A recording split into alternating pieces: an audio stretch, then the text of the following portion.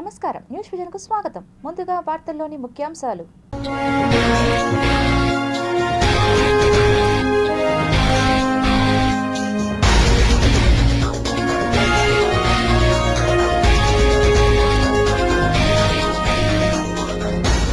వణికిస్తున్న super typhoon 230 కిలోమీటర్ల వేగంతో ప్రచండ గాలుల విధ్వంసం, మెరుపు వరదలు.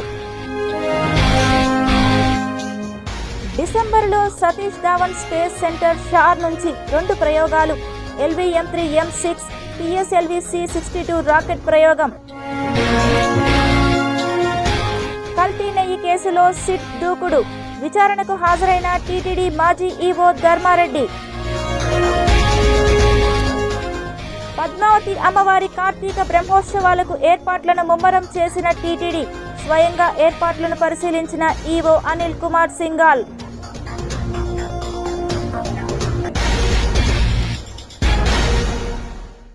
ఎర్రకోట సమీపంలో జరిగిన కారు పేలుడు వెనుక ప్రధాన సూత్రధారిగా భావిస్తున్న డాక్టర్ ఉమర్ మహ్మద్ తొలి ఫోటో విడుదలైంది.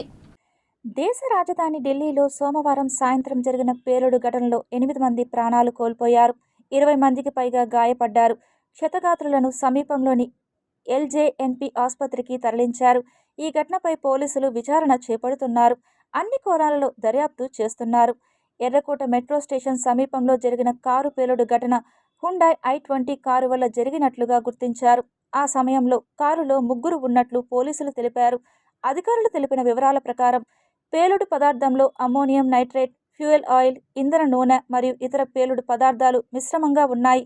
జమ్మూ కాశ్మీర్, హర్యానా, ఉత్తరప్రదేశ్ రాష్ట్రాలకు చెందిన పోలీసు బృందాలు ఫరీదాబాద్లోని ఒక కాశ్మీరీ వైద్యుడు అద్దెకు తీసుకున్న అపార్ట్మెంట్ నుండి దాదాపు 360 కిలోల అనుమానిత అమ్మోనియం నైట్రేట్, ఆయుధాలు, మందుగుడ్డు సామాగ్రిని స్వాధీనం చేసుకున్న కొన్ని గంటల తర్వాత ఈ పేలుడు సంభవించింది. ఇకపోతే ఇటీవలే దేశంలో భారీ ఉగ్రవాద కుట్రను భద్రతా సంస్థలు భగ్నం చేసిన సంగతి తెలిసిందే. హర్యానాలోని ఫరీదాబాద్లో ఒక వైద్యుడి ఇంట్లో భారీగా ఆయుధాలు, పేలుడు పదార్థాలను భద్రతా సంస్థలు స్వాధీనం చేసుకున్న సంగతి తెలిసిందే. వైద్యుడి ఇంట్లో నుంచి 300 కేజీల పేలుడు పదార్థాలను, AK-47 మందుగుండు సామాగ్రి స్వాధీనం చేసుకున్న సంగతి తెలిసిందే. ఢిల్లీ లేదా ఉత్తర భారతదేశంలోని ముఖ్య ప్రాంతాలను టార్గెట్ చేస్తూ ఉగ్రవాదులు పెద్ద ప్లాన్ చేశారని తెలుస్తోంది. ఇలాంటి సందర్భంలో పేలుడు సంభవించడం ఆందోళన కలిగిస్తోంది. ఢిల్లీ ఘటన తర్వాత భద్రతా వ్యవస్థలు దేశవ్యాప్తంగా హై అలర్ట్కి చేరాయి. అదే సమయంలో ఆంధ్రప్రదేశ్లోని పరమ పవిత్ర పుణ్యస్థలమైన తిరుమలలో భక్తుల రద్దీని దృష్టిలో ఉంచుకొని టీటీడీ అధికారులు వెంటనే అప్రమత్తమయ్యారు. భద్రతా విభాగం ఆధ్వర్యంలో బాంబు స్క్వాడ్, డాగ్ స్క్వాడ్లను రంగంలోకి దించారు. తిరుమలలోని ప్రధాన ప్రదేశాలలో, ఆలయ పరిసరాల్లో ముఖ్యమైన దారుల వద్ద గట్టి తనిఖీలు ప్రారంభించారు. Alipiri check point, GNC tollgate, Balaji Nagar, గుడి చుట్టుపక్కల భక్తులు రద్దీగా ఉండే ప్రాంతాల్లో ఈ తనిఖీలు చకచకా కొనసాగాయి. వచ్చేపోయే వాహనాలు, ద్విచక్ర వాహనాలు, లారీలు, ఆటోలు అన్నీ ఒక్కొక్కటిగా పరిశీలించబడ్డాయి. వ్యక్తుల బ్యాగులు, జేబులు, వాహనాల్లోని సామాగ్రి వరకు క్షుణ్ణంగా తనిఖీ చేయడం ద్వారా తిరుమల భద్రతను మరింత బలపరిచారు. అధికారులు భక్తులను అప్రమత్తంగా ఉండాలని, అనుమానాస్పద వస్తువులు గమనిస్తే వెంటనే సమాచారం ఇవ్వాలని విజ్ఞప్తి చేశారు. అయితే ఢిల్లీ హింసాత్మక పేలుడు ఘటన తర్వాత తెలుగు రాష్ట్రాల్లోని ప్రధాన నగరాల్లో పోలీసులు అప్రమత్తం అయ్యారు. తెలంగాణలో హైదరాబాద్, ఏపీలో తిరుమల, తిరుపతి, విజయవాడ, వైజాగ్ వంటి మహానగరాల్లో పోలీసులు ఎక్కడికక్కడ నిఘా ముమ్మరం చేశారు. ఎలాంటి అవాంఛనీయ సంఘటనలకు తావు లేకుండా చేసేందుకు పటిష్టమైన తనిఖీలు నిర్వహించాలని ప్రభుత్వ వర్గాలు కూడా ఆదేశించినట్లుగా తెలుస్తోంది.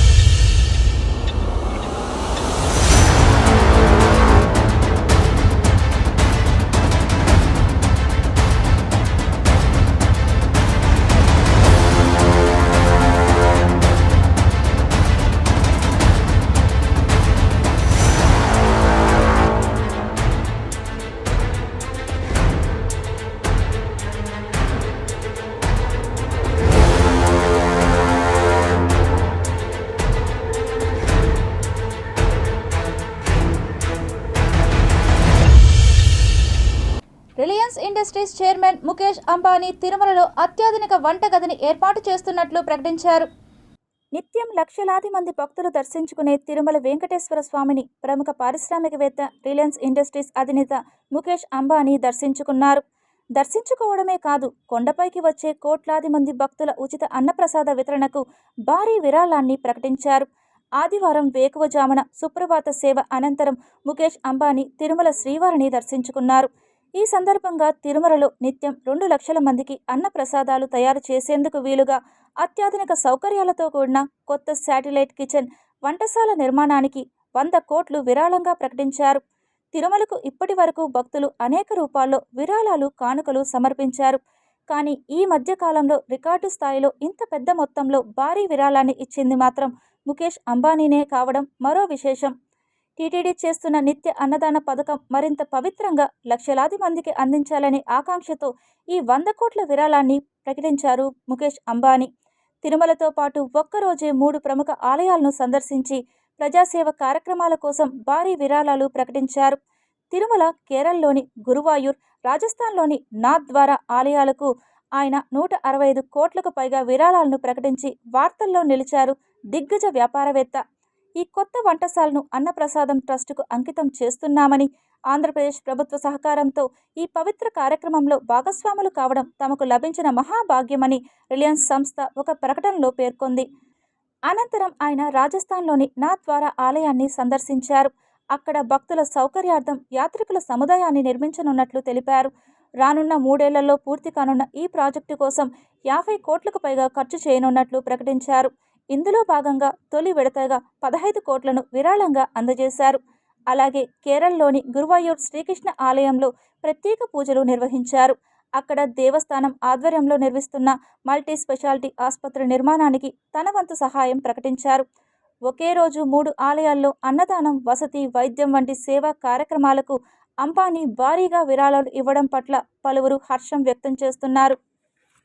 ఆంధ్రప్రదేశ్ రాష్ట్ర విభజన నేపథ్యంలో కుంటుపడిన రాష్ట్ర అభివృద్ధి 4 దశాబ్దాల అనుభవం కలిగిన తెలుగుదేశం పార్టీ అధినేత, రాష్ట్ర ముఖ్యమంత్రి నారా చంద్రబాబు నాయుడికే సాధ్యమని ఆంధ్రప్రదేశ్ రాష్ట్ర జలవనరుల అభివృద్ధి శాఖ మంత్రి నిమ్మల రామానాయుడు తెలియజేశారు. అంటే 5 సంవత్సరాలు ఎంత భయానకమైనటువంటి విధ్వంసమైనటువంటి పాలన ఆ రోజు 5 సంవత్సరాల పారిశ్రామికవేత్తలు చూశారు.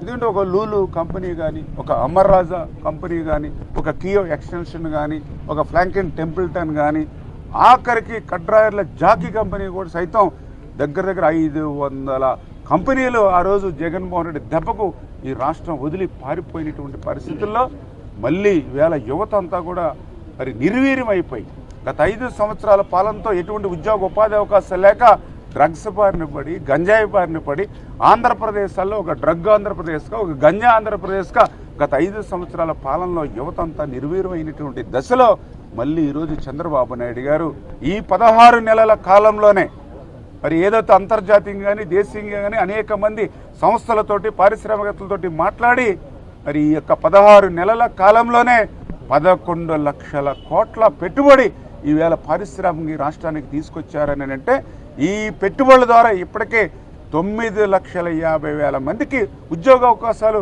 రాబోతూ ఉన్నాయి తొందరలోనే. అంటే ఏదైతే మేము హామీ ఇచ్చాం 20 లక్షల ఉద్యోగాలు 5 సంవత్సరాలు ఇస్తామని ఏదైతే మేనిఫెస్టోలు ఇచ్చామో దాన్ని నిలబెట్టుకుంటూ ఈరోజు చంద్రబాబు నాయుడు గారు, పవన్ కళ్యాణ్ గారు, మరి నారా లోకేష్ బాబు గారు మరి ఈరోజు పారిశ్రామిక రాష్ట్రాన్ని ముందడుగు వేస్తూ ఉన్నారు. తిరుచానూరు శ్రీ పద్మావతి అమ్మవారి కార్తీక బ్రహ్మోత్సవాలకు విచ్చేసే భక్తులకు ఎలాంటి అసౌకర్యం లేకుండా విస్తృత ఏర్పాట్లను పూర్తి చేస్తున్నట్లు టీటీడీ ఈవో అనిల్ కుమార్ సింఘాల్ పేర్కొన్నారు. గత అనుభవాలను దృష్టిలో ఉంచుకొని అన్ని విభాగాల అధికారులతో పనిచేసి తిరుమల శ్రీవారి బ్రహ్మోత్సవాల తరహాలో తిరుచానూరు శ్రీ పద్మావతి అమ్మవారి కార్తీక బ్రహ్మోత్సవాలను వైభవంగా నిర్వహించనున్నట్లు టీటీడీ ఈవో తెలిపారు. ముందుగా తిరుచానూరులోని పలు ప్రాంతాలను పరిశీలించారు. అనంతరం వివిధ శాఖల అధికారులతో కలిసి అమ్మవారి ఆస్థాన మండపంలో సమీక్షించారు.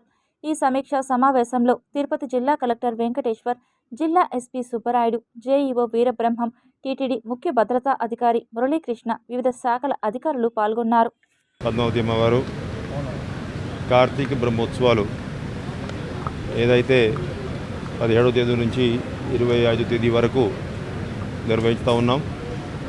దానికోసం జిల్లాధికారి యంత్రాంగం, జిల్లా కలెక్టర్ వెంకటేశ్వర గారు, సూపరింటెండెంట్ ఆఫ్ పోలీసు సుబ్బారాయుడు గారు, అదేవిధంగా టీటీడీ సీనియర్ అధికారులందరూ కూడా కావాల్సినటువంటి ఫీల్డ్ ఇన్స్పెక్షన్స్ ఇవన్నీ కూడా చేసుకోవడం జరిగింది. అదేవిధంగా అధికారులందరితో కూడా సమీక్షా సమావేశం ఏర్పాటు చేసుకున్నాం. ఇప్పటికే 2 సార్లు సూపరింటెండెంట్ ఆఫ్ పోలీస్ వారు, సివిఎస్ఓ, అదేవిధంగా తిరుపతి జేఈఓ వీరబ్రహ్మం గారు వాళ్ళందరూ కూడా సమీక్షా సమావేశం ఏర్పాటు చేసుకోవడం జరిగింది. ఫీల్డ్ ఇన్స్పెక్షన్ కూడా నిర్వహించుకున్నారు. డీటెయిల్డ్గా దేవాలయం పరిసరంలో ఏ విధంగా పనులు చేయాలి, అదేవిధంగా బయట పుష్కరిణి దగ్గర ఎటువంటి పనులు ఏర్పాటు చేసుకోవాలి, హోల్డింగ్ ఏరియా ఏ విధంగా ఉండాలి, పంచమి తీర్థం కోసం కావాల్సిన ఏర్పాట్లు ఏ విధంగా ఉండాలి, దానికోసం చాలా పకడ్బందీ ప్రణాళికతో ప్లాన్ ఆఫ్ యాక్షన్ తయారు చేసుకొని ముందుకు వెళ్తూ ఉన్నారు. శ్రీ పద్మావతి అమ్మవారి ఆలయంలో కోయిల్ ఆల్వార్ తిరుమంజనం శాస్త్రోక్తంగా నిర్వహించారు. తిరుచానూరు శ్రీ పద్మావతి అమ్మవారి కార్తీక బ్రహ్మోత్సవాలను పురస్కరించుకుని మంగళవారం ఆలయంలో కోయిల్ ఆల్వార్ తిరుమంజనం శాస్త్రోక్తంగా నిర్వహించారు. టీటీడీ జేఈఓలు వీరబ్రహ్మం, జిల్లా ఎస్పీ సుబ్బరాయుడు, టీటీడీ ముఖ్య అధికారి మురళీకృష్ణ పాల్గొన్నారు. ఉదయం సుప్రభాతంతో అమ్మవారిని మేల్కొలిపి సహస్రనామార్చన, శుద్ధి నిర్వహించారు. అనంతరం ఉదయం 6 గంటల నుండి 9 గంటల వరకు కోయిల్ ఆల్వార్ తిరుమంజనం చేపట్టారు. ఇందులో ఆలయ ప్రాంగణం, గోడలు, పైకప్పు, పూజా సామాగ్రి తదితర అన్ని వస్తువులను నీటితో శుద్ధి చేశారు. అనంతరం నామకోపు, శ్రీచూర్ణంతో పాటు పలు సుగంధ ద్రవ్యాలు కలిపిన పవిత్ర జలాన్ని ఆలయం అంతటా ప్రోక్షణం చేశారు. ఈ కారణంగా కళ్యాణోత్సవం, ఉంజల్ సేవను రద్దు చేశారు. బ్రహ్మోత్సవాల సందర్భంగా హైదరాబాద్కు చెందిన భక్తుడు స్వర్ణకుమార్ రెడ్డి 7 పరదాలు, తిరుపతికి చెందిన మణి 3 పరదాలను విరాళంగా అందజేశారు. శ్రీ పద్మావతి అమ్మవారి కార్తీక బ్రహ్మోత్సవాలు నవంబరు 17 నుండి 25వ తేదీ వరకు వైభవంగా జరగనున్నాయి. ఇందుకోసం నవంబరు 16వ తేదీన ఉదయం లక్ష కుంకుమార్చన, సాయంత్రం అంకురార్పణ నిర్వహిస్తారు. బ్రహ్మోత్సవాల్లో ఉదయం 8 గంటల నుండి 10 గంటల వరకు, రాత్రి 7 గంటల నుండి 9 గంటల వరకు ఆలయ మాడ వీధుల్లో వాహన సేవలు జరగనున్నాయి. ఈ కార్యక్రమంలో ఆలయ డిప్యూటీ ఈవో హరేంద్రనాథ్, ఏఈఓలు దేవరాజులు, సూపరింటెండెంట్ రమేష్, ఆలయ అర్చకులు బాబుస్వామి, ఆలయ అర్చకులు, ఇతర సిబ్బంది పాల్గొన్నారు. అమ్మవారి ప్రతి సంవత్సరము కార్తీక మాసంలో బ్రహ్మోత్సవాలకు ముందుగా వచ్చేటువంటి మంగళవారం నాడు అమ్మవారికి కోయిల్ ఆల్వార్ తిరుమంజనము వనోత్సవం అనవాయితీగా వస్తున్నది విధమే. అదే విధముగా ఈ సంవత్సరము కూడా ఉదయం సుప్రభాత సేవతో అమ్మవారిని మేల్కొల్పి తదుపరి అర్చనాది కార్యక్రమం నిర్వర్తించి మొదటి నివేదన అయిన తర్వాత అమ్మవారికి పసుపు, కుంకుమ, చందనము మొదలైన పచ్చకర్పూరము మొదలైనటువంటి లేపనములతో ఆ లేపనము తయారు చేసి ఆలయ గోడలకంతా కూడా లేపనంలో ఉంచును. ఈ లేపనం వలన క్రిమికటకాలు లోపల చేరకుండా అమ్మవారికి ఆలయ శుద్ధి కార్యక్రమం నిర్వర్తించబడినది. అదేవిధంగా బ్రహ్మోత్సవాల్లో భక్తులందరూ కూడా ప్రతి ఒక్కరూ వచ్చి అమ్మవారిని దర్శించి అమ్మవారి యొక్క కృపకు పాత్రులు కండి. ఓం శ్రీ పద్మావతి దేవి నమః. శ్రీవారి లడ్డూ ప్రసాదం కల్తీ నెయ్యి కేసులో దేశ అత్యున్నత న్యాయస్థానం నియమించిన ప్రత్యేక దర్యాప్తు బృందం సిట్ విచారణ వేగవంతంగా కొనసాగుతోంది. ఆరోపణలు ఎదుర్కొంటున్న టీటీడీ మాజీ అదనపు ఈవో ధర్మారెడ్డి విచారణకు హాజరయ్యారు. ఇప్పటికే ఈ కేసులో మొత్తం 15 మంది నిందితులను అదుపులోకి తీసుకున్నారు. తాజాగా A16గా ఉన్న అజయ్ కుమార్ సుగంధ్ను సిట్ అరెస్టు చేసిన విషయం తెలిసిందే. ఈ నేపథ్యంలోనే గతంలో తిరుమల తిరుపతి దేవస్థానం ఈవోగా పనిచేసిన ధర్మారెడ్డి ఇవాళ తిరుపతిలోని సిట్ కార్యాలయానికి వచ్చారు. ఈ మేరకు ఆయనను అధికారులు కల్తీ నెయ్యి కేసులో ప్రశ్నించి స్టేట్మెంట్ రికార్డు చేస్తున్నారు. కాగా గత ప్రభుత్వ హయాంలో బోలేబాబా ఓరోగానిక్ డైరీ సంస్థ టీటీడీకి 68.17 లక్షల కిలోల కల్తీ నెయ్యి సరఫరా చేసినట్లుగా సిట్ నిర్ధారించింది. అందులో 57.56 లక్షల కిలోల palm oil, palm kernel oil, palm stearin తదితర రసాయనాలు వినియోగించారని పేర్కొంది.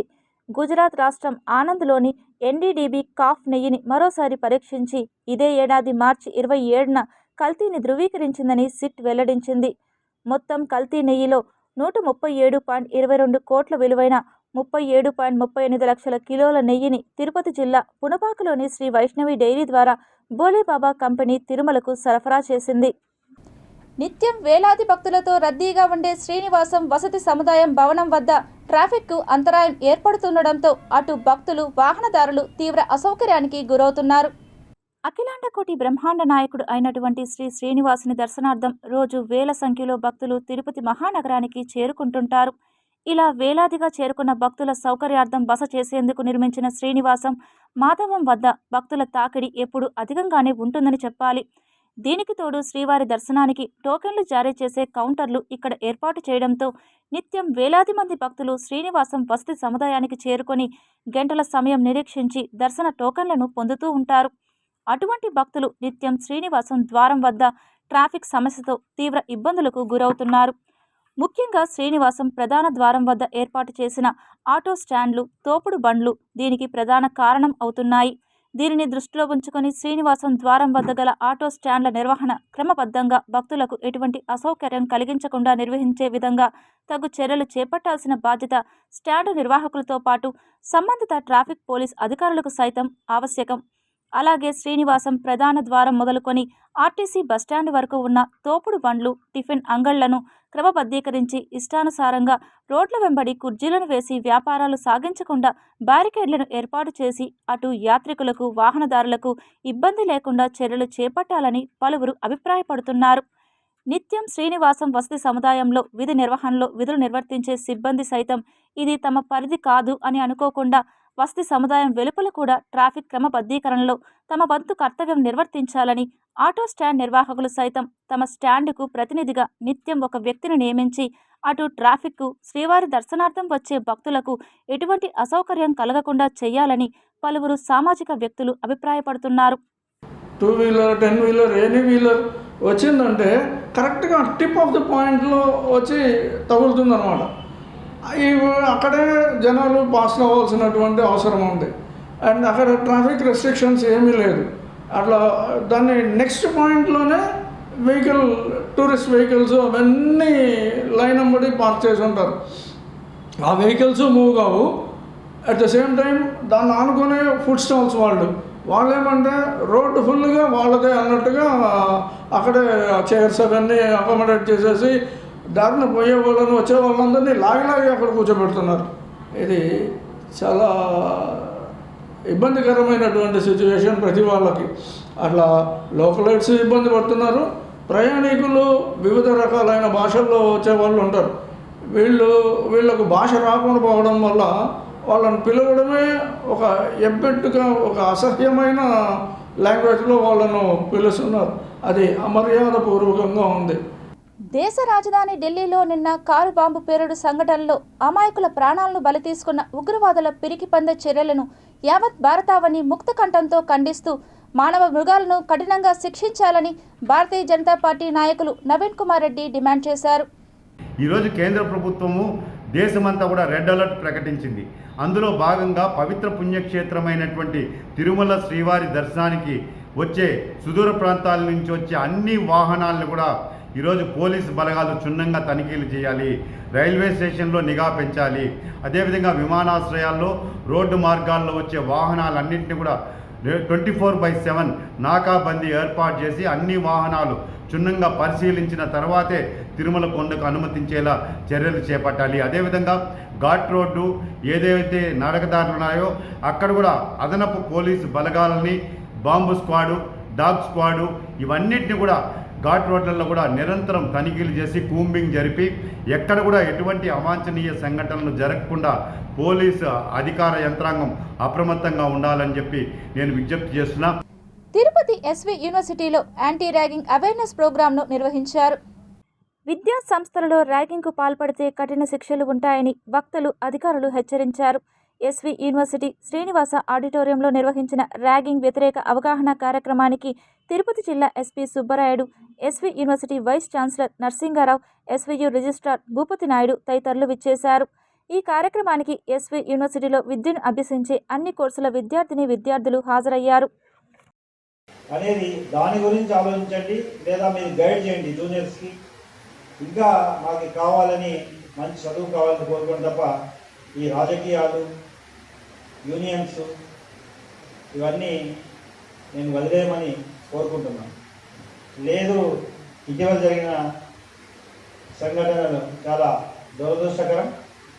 అలాంటి సంఘటనలు పునరావృతం అయితే ఖచ్చితంగా చట్టపరంగా మీరే ఎదుర్కొంటారు. వాటి వల్ల మీ తల్లిదండ్రులు ఎంతో ఆశలతో ఇక్కడ పంపించుంటారు. మా అబ్బాయి అమ్మాయి బాగా చదువుకోవాలి, పైకి రావాలి అని. వారి ఆశలతో పాటు మీ భవిష్యత్తుని కూడా అంధకారంలోకి పెట్టబడదు.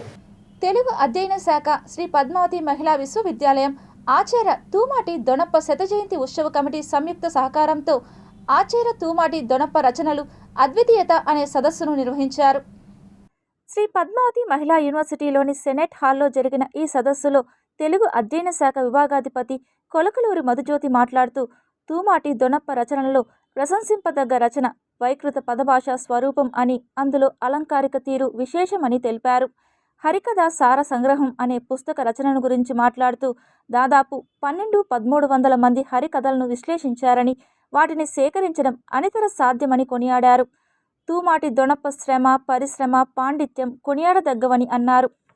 సంస్కృత భాష మీద పనులు చేస్తున్నటువంటి వాళ్ళు ఉన్నారు, తెలుగు భాష పట్ల పనులు చేస్తున్నటువంటి వాళ్ళు ఉన్నారు. వైకృత భాష అది ఆర్య ద్రావిడల కాలాన్ని, ఆర్య ద్రావిడ సంఘర్షణలతోటి అనేక లాక్షణికల లక్షణ గ్రంథాలని చూసి విశ్లేషిస్తూ రాసినటువంటి పుస్తకము వారి పాండిత్యానికి, పరిశోధన మగ్నతకి నిదర్శనంగా దానిని చెప్పచ్చు.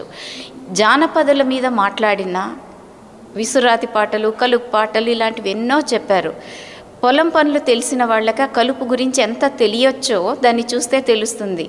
వరి, జొన్న లాంటి వాటిని ఎలా వేరు చెయ్యొచ్చు, వాటిల్లో ఉండేటటువంటి కలుపుని ఎలా తీయాలి, వాటి పంటల తీరెట్లా, ఇలాంటి లోతులన్నిటినీ కూడా చెప్పడం కనిపిస్తుంది. మౌలానా అబుల్ కలాం ఆజాద్ భారతదేశానికి అందించిన సేవలు స్ఫూర్తిదాయకమని డిఆర్ఓ కె మోహన్ కుమార్ తెలిపారు.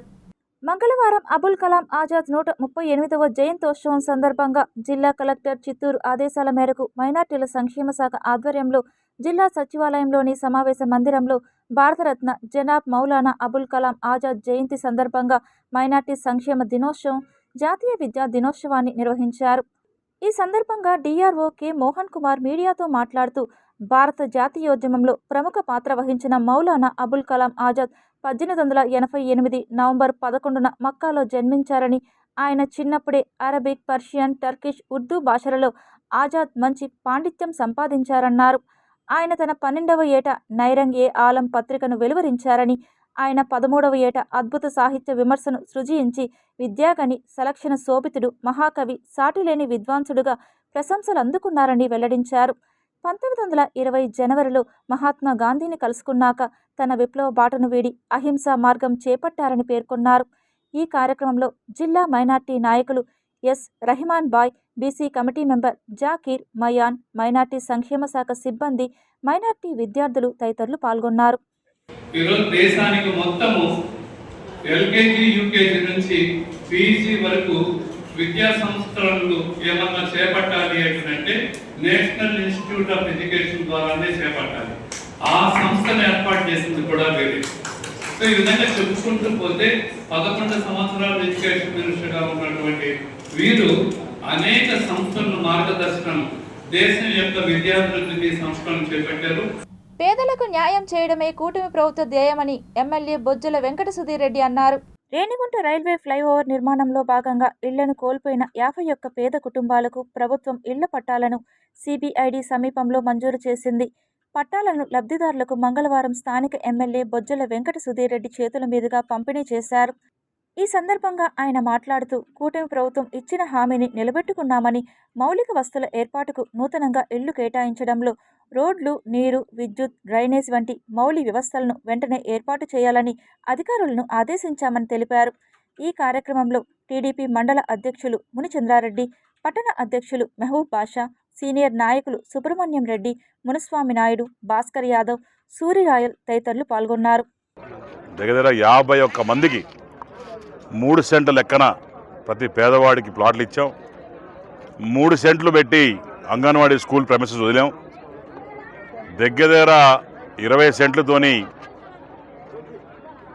మరి అక్కడ 18 సెంట్లతో అంగన్వాడీ స్కూలు, 3 సెంట్లతో గుడి కోసం వదిలిపెట్టడం జరిగింది. అట్లనే వారం రోజుల్లో బోరేస్తూ ఉన్నాం. దీని ఒక మోడల్ కాలనీ లాగా తీర్చిదిద్దే ప్రక్రియ ఈరోజు చేపట్టాం. ఎవరైతే పేదవాళ్ళు ఉన్నారో, ఎవరైతే ఎలిజిబుల్ వాళ్ళు ఉన్నారో వాళ్ళందరికీ ఇవ్వడం జరిగింది. 2,28,00,000 పెట్టి పర్ ఏకర్ కొనడం జరిగింది. 2 ఎకరాల 2.5 crores పర్ ఏకర్ లెక్కన 2 ఎకరా కొనడం జరిగింది. పేదవాళ్ళకి ఈరోజు పట్టాలు పంచాం. ఇటీవల ప్రమాదవశాత్తు ప్రమాదానికి గురైన తిరుమలకు చెందిన మహిళకు సీఎంఆర్ఎఫ్ నుండి చెక్కును పంపిణీ చేయడం జరిగిందని సుగుణమ్మ తెలిపారు.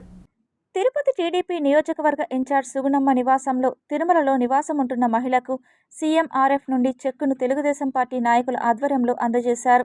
ఈ సందర్భంగా ఆంధ్రప్రదేశ్ రాష్ట్ర greening and beautification chairperson Sugunamma మీడియాతో మాట్లాడుతూ, ముఖ్యమంత్రి నారా చంద్రబాబు నాయుడు ఆర్థికంగా ఇబ్బందులు పడుతూ చికిత్స అందుకోలేని వారిని గుర్తించి ముఖ్యమంత్రి సహాయ నిధి నుండి డబ్బులను అందజేయడం జరుగుతుందని తెలిపారు. రాష్ట్రం క్లిష్ట పరిస్థితిలో ఉన్నప్పటికీ అందరికీ కార్పొరేట్ వైద్యం అందించాలనే ఉద్దేశంతో సీఎం కృషి చేస్తున్నారని, విద్య వైద్యానికి అధిక ప్రాధాన్యత కల్పిస్తూ ముందుకెళ్తున్నారని తెలిపారు. ఈరోజు మన రాష్ట్రంలో మన ముఖ్యమంత్రి శ్రీ నారా చంద్రబాబు నాయుడు గారు పేద ప్రజల సంక్షేమమే ధ్యేయంగా మరి తెలుగుదేశం పార్టీ ఏ విధంగా అయితే పేదలను ఆదుకోవాలని వాళ్ళ వైద్య పరీక్షల నిమిత్తం వారికి సహాయ సహకారాలు అందించే విధంగా మరి ముఖ్యమంత్రి సహాయ నిధి అని సీఎంఆర్ఎఫ్ అనే ఒక ఫండ్ని ఏర్పాటు చేసి దాని ద్వారా పేద బడుగు బలహీన వర్గాల ప్రజలు అనారోగ్యం పాలైతే వాళ్ళకు చేయూతనిచ్చే విధంగా ఈ ఫండ్ వాళ్ళకి అందివ్వడం జరుగుతుంది. తెలుగుదేశం పార్టీ జెండా మోసిన ప్రతి కార్యకర్తకు సీఎం అండగా ఉంటారని తిరుపతి నగరపాలక సంస్థ డిప్యూటీ మేయర్ ఆర్సి మునికృష్ణ తెలిపారు. ఆంధ్రప్రదేశ్ రాష్ట్ర Mudaliar welfare and development corporation డైరెక్టర్గా నియమితులైన శ్రీధర్ను నగరపాలక సంస్థ కార్యాలయంలో టీడీపీ నాయకులు, కార్యకర్తల సమక్షంలో ఉప మేయర్ ఆర్సి మునికృష్ణ సత్కరించి సన్మానం చేశారు. ఈ సందర్భంగా ఆయన మీడియాతో మాట్లాడుతూ, కూటమి ప్రభుత్వం ఆంధ్రప్రదేశ్ రాష్ట్రంలో ఏర్పడినప్పటి నుండి పార్టీ కోసం కష్టపడిన ప్రతి కార్యకర్తను కుటుంబ సభ్యునిలా భావించి ముఖ్యమంత్రి నారా చంద్రబాబు నాయుడు సముచిత స్థానం కల్పిస్తూ రాష్ట్ర స్థాయి పదవులను అందజేయడం సంతోషంగా ఉందని, మరింత రెట్టింపు ఉత్సాహంతో పని చేస్తామని తెలిపారు. ఈరోజు నారా చంద్రబాబు నాయుడు గారు కావచ్చు, నారా లోకేష్ గారు కావచ్చు, ఇతర తెలుగుదేశం పార్టీ నాయకులందరూ గుర్తించి అతనికి రాష్ట్ర మొదలియార సంఘ కార్పొరేషన్ డైరెక్టర్ ఇవ్వడం మాకందరికి కూడా చాలా సంతోషకరం. అతను ఇంకా కూడా మంచి పదవులు, ఉన్నత పదవులు ఆశించాలని, పార్టీకి ఎనలేని కృషి చేసి కష్టపడినందువల్ల 35 డివిజన్లో నేను కార్పొరేటర్గా గెలవడం కానీ అందరూ కూడా సమిష్టి కృషితో చేశారు. అతనికి ఇంకా మంచి పదవులు రావాలి, అతనికి ఆరోగ్యం, ఐశ్వర్యాలు సంతోషంగా ఉండాలి, వెంకటేశ్వర స్వామి అలాగే తాతయ్య గుంట గంగమ్మ తల్లి ఆశీర్వాదం ఉండాలని మనస్ఫూర్తిగా కోరుకుంటూ, ఆంధ్రప్రదేశ్ రాష్ట్ర ముఖ్యమంత్రి నారా చంద్రబాబు నాయుడు, ఐటీ శాఖ మంత్రి నారా లోకేష్ సారథ్యంలో రాష్ట్రం ఒక శక్తివంతమైన ఐటీ ఎకో సిస్టమ్ను అభివృద్ధి చేసే దిశగా వేగంగా ముందుకు సాగుతోందని technology companies association of AP సభ్యులు రాయల వంశీకృష్ణ హర్షం వ్యక్తం చేశారు. ఇన్సెంటివ్స్ ఏవైతే ఉంటాయో ఇవి ఖచ్చితంగా 4 విధాలుగా ఉంటాయి. ఒకటి for the promotion of industry, అంటే ఇక్కడ ఎవరైనా పరిశ్రమలు తీసుకొచ్చి పెడితే ఎలక్ట్రానిక్స్ కానివ్వండి, ఐటీ కానివ్వండి, వాళ్ళ ఆఫీసులు, వాళ్ళ బిజినెస్ ఇక్కడ స్టార్ట్ చేసినప్పుడు వాళ్ళకి కొన్ని ఇన్సెంటివ్స్ ప్రామిస్ చేయడం జరుగుతుంది. అందులో భాగంగా ఇప్పుడు మనకి స్కిల్ డెవలప్మెంట్ చేయడానికి కానీ, అక్కడ వచ్చిన పిల్లలకి లేదంటే ఉద్యోగాలు ఇచ్చిన దానికోసం కానివ్వండి, వాళ్ళు వచ్చి ఇక్కడ పెట్టిన దాంట్లో ఇన్వెస్ట్మెంట్కి సంబంధించింది కానివ్వండి, ఇన్సెంటివ్స్ ఉంటాయి. అవి మొన్న ముఖ్యమంత్రి గారు ఎట్లయితే అనౌన్స్ చేశారో గత 2 వారాల ముందర, అదేవిధంగా ఆయన ప్రామిస్ నిలబెట్టుకొని అది రిలీజ్ చేయడం జరిగింది. We're very much thankful to honourable chief minister Nara Chandrababu Naidu గారు, as well as our young dynamic IT minister mister Lokesh. ఇంటింటి సంతకాల సేకరణకు ప్రజల నుండి విశేష స్పందన లభిస్తోందని వైకాపా నాయకుడు రాజేంద్ర తెలిపారు. ఇంటింటికి కోటి సంతకాల సేకరణ కార్యక్రమాన్ని చేపడుతున్నాం. చంద్రబాబు చేపడుతున్న ప్రైవేటు మెడికల్ కాలేజీలకు వ్యతిరేకంగా ఈ కోటి సంతకాల సేకరణ కార్యక్రమం జరుగుతుంది. చంద్రబాబు ఆలోచించాలి, తెలుసుకోవాలి. వాళ్ళ పార్టీలు కూడా అనవసరంగా మాపై నిందలు వేయకుండా, మీ పార్టీలో కూడా పేద బిడ్డలు ఉన్నారు, పేదలు చదువుకుంటున్నారు, మీ పిల్లలకు కూడా ప్రైవేట్లో సీటు రాదు, గవర్నమెంట్ ఉంటే ఉచిత సీటు వస్తుంది. ఎస్సీ, ఎస్టీ, బీసీ పేద అగ్రవర్ణంలోని పేదలకు కూడా సీటు వస్తుంది. అదే ప్రైవేటైజేషన్ చేస్తే మన హాస్పిటల్లో చూపించుకోలేము, లక్షలు ఖర్చు పెట్టలేము, కోట్లు ఖర్చు పెట్టలేము, ప్రాణాలు కోల్పోవాల్సి వస్తుంది. Tirupati bullion gold jewellery and silver merchants association సమాచారం మేరకు తిరుపతి లోకల్ బులియన్ మార్కెట్లో బంగారం, వెండి ధరలు ఇలా ఉంటాయి. 24 క్యారెట్ల బంగారం 10 గ్రాముల ధర 1,28,230 రూపాయలు. 22 క్యారెట్ల బంగారం 1 గ్రాము ధర 11,538 రూపాయలు. వెండి 1 కేజీ ధర 1,58,800 రూపాయలు. రీటైల్ వెండి 1 గ్రాము ధర 164 రూపాయల 80 పైసలుగా ఉంటుంది. వార్తలు ముగించే ముందు ముఖ్యాంశాలు మరోసారి చూద్దాం.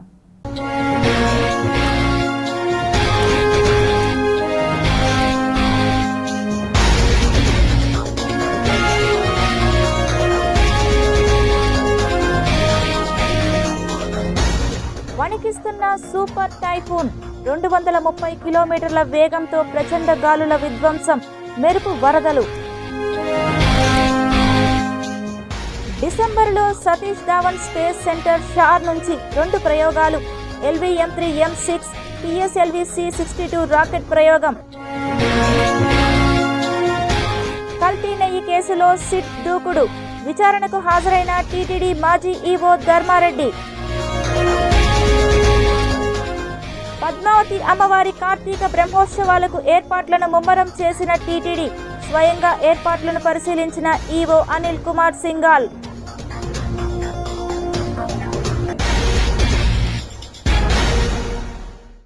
ఈ వార్తలు ఇంతటితో సమాప్తం. సమగ్ర సమాచారంతో విశ్లేషణలో మళ్ళీ కలుద్దాం. అంతవరకు సెలవు, నమస్కారం.